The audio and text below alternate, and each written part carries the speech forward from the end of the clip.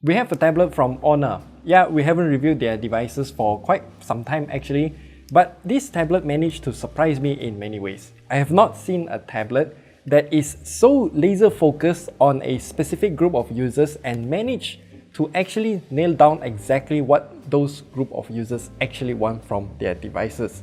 There is a lot to like here, and for the price of 1,099 ringgit, just for the tablet itself and an additional 299 ringgit for this keyboard case, I do think that it is a good deal, and allow me to share with you my thoughts about this tablet and why I think it is actually worth your money.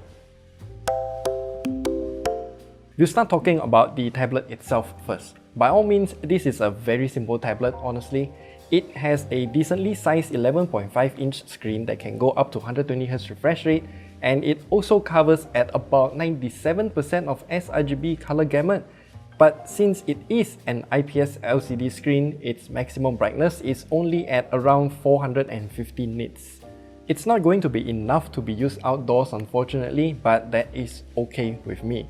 Nonetheless, even though it doesn't have the best color vividness or brightness, the screen resolution is surprisingly high at 2000 by 1200 pixels. It's not actually a 16 by 10 aspect ratio, but it is very close. The bezels are also nicely sized, as it is not too small to the point that I can't grab it when I want to hold it around the sides.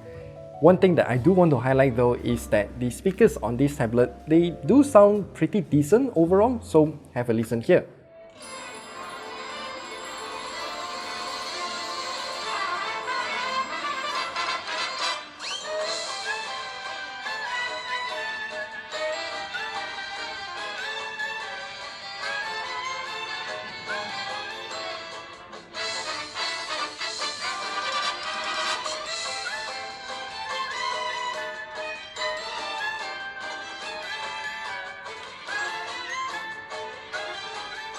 Okay, let's talk about the performance. It is using the Snapdragon 685 chipset, which is adequate enough for day-to-day use and also for students as a laptop alternative, but I think it is only suitable for somewhere around secondary school and whatnot.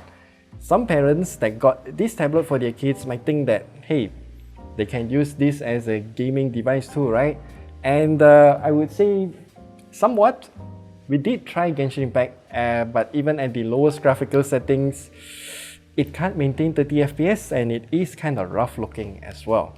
Now this tablet does come with 4 gigs of LPDDR4X RAM, and I know that it is not really sufficient for nowadays, but Honor is trying to tell you that this tablet has 7 gigs of RAM because they have the extra 3 gigs of RAM coming from a feature called Honor RAM Turbo.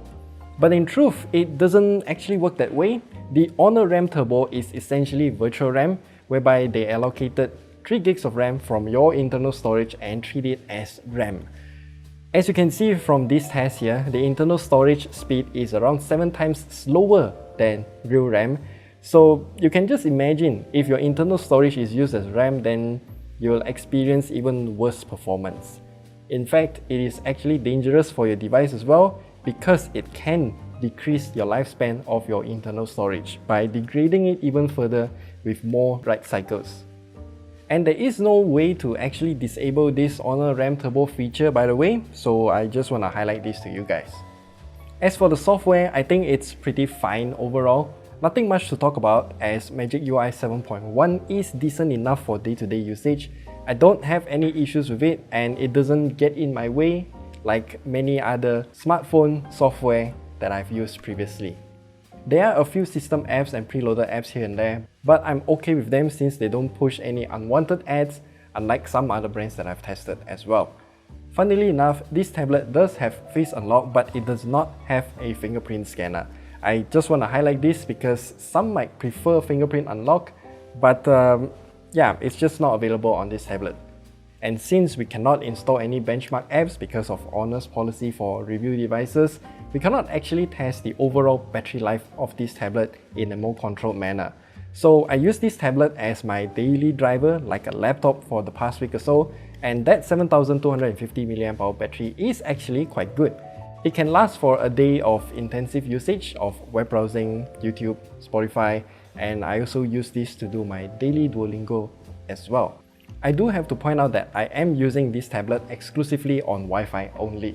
This tablet does have a SIM card as well, and it can use 4G connectivity. However, if you want to use a SIM card with this tablet, then it will definitely further impact your battery life as well.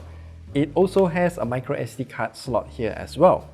Since we do not have a charger inside this box of the review unit, we cannot actually test how fast it can charge with the included charger. So in my case, I will just have to use our Ugreen 140 watt GaN charger, and our watt meter says that this tablet can actually take in about 21 watts peak using USB PD standards, and it took about 2 hours to charge completely, and I think that's actually quite decent. I do want to highlight the camera on this tablet for a while. Even though that cutout looks like there are actually 2 cameras, but in actuality there's only 1 camera.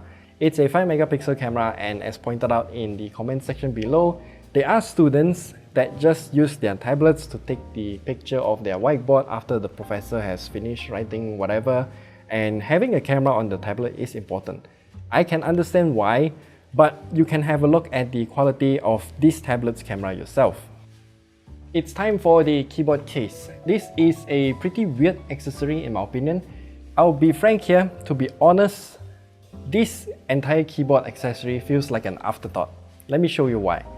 Usually, tablets with their official folio style keyboard cases will feature some sort of automatic go to sleep and wake up when you close and open the flap, but that doesn't happen to the Honor Pad X9, and I don't know why they didn't implement this feature. I think it's just very important. Also, this keyboard is connected to the tablet wirelessly, and there is no pogo pins or any physical connections going on when you put this tablet on the keyboard case. We also need to manually turn on and off the keyboard and also charge it separately, since it has its own battery that is independent from the tablet. Yes, we'll have to charge both the keyboard and the tablet separately together. However, since we don't have the official charger inside the box, we cannot say how many ports does the official charger comes with. If it only comes with 1 port, then we'll have to plug in the tablet first. After this has completely charged, then we have to plug in the keyboard case separately, which I think is just kind of annoying. And to me, that is why this keyboard feels like an afterthought. Nonetheless, this keyboard still feels amazing to type on. It's springy, has great travel distance, and I typed most of this review using this keyboard as well. I do want to highlight that this keyboard does not have a backlight, and it also only has a single angle for you to use it with. For someone with a long body like mine, this is not really that ergonomic to use. Okay then, so why did this tablet surprise me? Well, there is one thing lacking in today's tech market, and that is the selection of budget tablets. Yeah, we really don't have that many choices from reputable brands. We have the Samsung Galaxy Tab A8, which was not updated for a long time actually, and whereby the new Xiaomi Pad 6 that we reviewed earlier, link at the top right corner there, many of you have voiced out your disappointment of that tablet for not having a SIM card slot, or even an option to get it with a SIM card. Then we also have the Oppo Pad Air, that is actually a very similar tablet to this one, but it is also missing a SIM card slot. And that's why I say the Honor Pad X9 is a surprising tablet. It targets a specific segment of users with pinpoint laser focus accuracy, and they do it really well. Good screen, good speakers, has 4G connectivity, and the price tag is really enticing as well. So I guess that's a good job there, Honor. And that's all we have to share with you about this tablet here today. Do share if you are interested in this tablet and what makes you want to get one for yourself. Let us know down in the comment section below alongside with all of your questions if you have any, and we'll see you guys in the next video.